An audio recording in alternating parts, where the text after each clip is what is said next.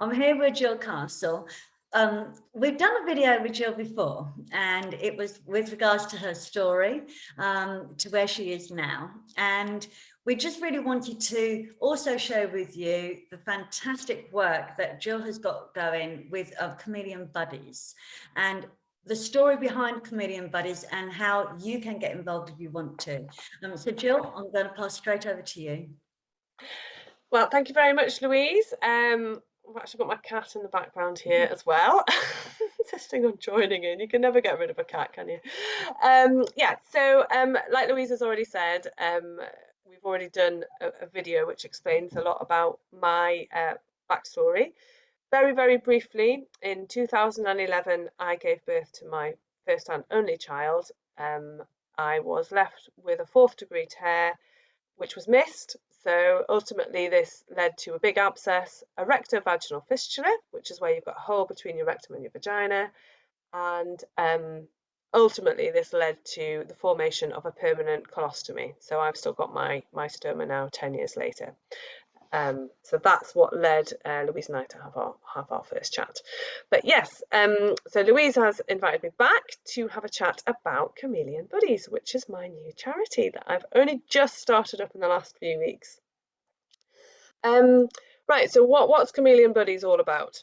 Well, I've already explained that I've got a stoma as a result of having a baby. And I did a really big challenge in the winter of 2020 to 2021. And I was wearing nothing but a bikini for open water swims 3 times a week, trying to raise money and awareness of people in the same situation as I was. The BBC found out about this and they produced a video, which was absolutely fantastic, and that went a bit global. And this video was seen by a lady called Debbie Metatyahu. Now, Debbie is an American doctor, specialises in obstetrics and gynecology, and she is the founder and CEO of an American foundation called Beyond Fistula. Now, Beyond Fistula work with girls and women who live in Eldoret in Kenya who have fistulas. Now, a fistula, the precise definition of a fistula is a hole where there shouldn't be one. A stoma is actually a fistula because there shouldn't be a hole on your abdomen. So that's actually an example of a fistula. So these girls and these women in Kenya have fistulas. Some have them exactly like I do, a rectovaginal fistula, which is the hole between the rectum and the vagina. That means you've got feces coming out of your vagina. Some of them are born with fistulas. Some of them, well, a lot of them have them as a result of obstructed labour. So what Beyond Fistula do is they help to fund the repairs of these fistulas, but they also provide them with a life beyond fistula. So they train them up, they provide them with independent skills so that they can live their own financially independent life, because Kenya, as you'll probably appreciate, is completely different to the UK. So it's a very patriarchal society. These women and these girls who have continence issues are regarded as dirty, it's regarded as shameful, and they are ostracised from their communities, and many of them are actually unable to go back to their villages and back to their home life. We've got one little girl over there who's called Faith. She's only 2 years old. She was born with a genetic issue, a genetic fistula. And when her dad realised she had these continence issues, he said to the mum, well, let's just throw her away. And the mum was like, well, I'm not throwing her away. She's my baby.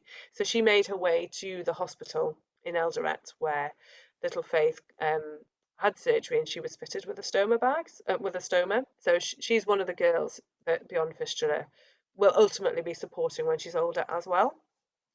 So anyway, Debbie got in touch with me and she said, right, well, this is the organisation that I have.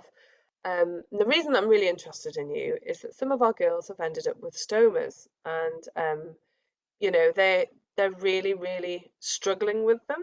And we just think it would be really fantastic for them to speak to you, because you've got such a positive approach to having a stoma. You've really embraced yours, as we've seen on the BBC video.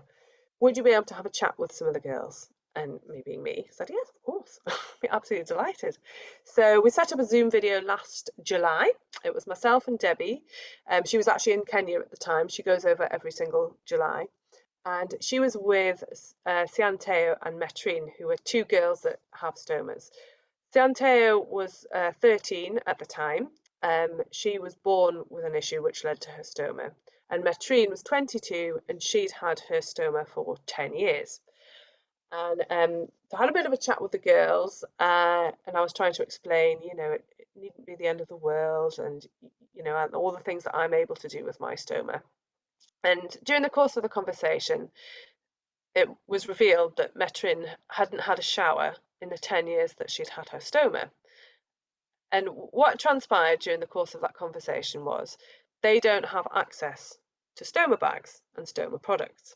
So what happens is every single year, Debbie would fill her suitcase full of stoma bags she'd buy from Amazon and take them over. So Metrine was so frightened about this precious stoma bag coming off, she literally wouldn't move for like 2 weeks. She certainly wouldn't take a shower with it in case it came off.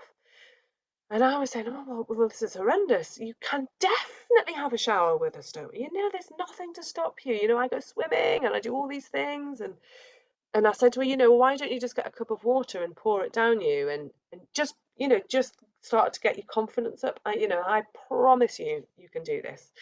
The very next day, I got a video from Metrine, smile, filled her whole face from side to side, side-splitting smile. She just had her first shower for 10 years. And I thought, well, this is really important. This is really important that they have confidence in themselves, but also that they have access to stoma bags. And in this country, we are overwhelmed with surplus stoma supplies because they are medical devices. So a bit like if you take antibiotics from the doctor, you don't finish the pack for whatever reason, or of any medication, you can't send them back to the doctor or the hospital. It's the same with stoma bags. So you get them usually in a box of 10, and your stoma often changes shape, it changes size. So the bags that used to fit you might not fit you anymore. Or you might have an allergy to the skin,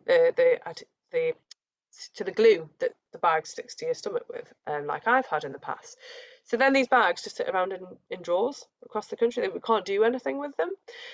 So I was like, well, I know we've got lots of surplus here and I know that they need them, so I'm going to get them to them.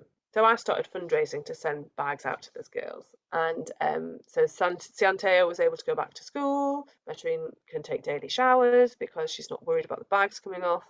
Because Sianteo, for example, she was just stuffing toilet tissue into her stoma to stop the feces coming out.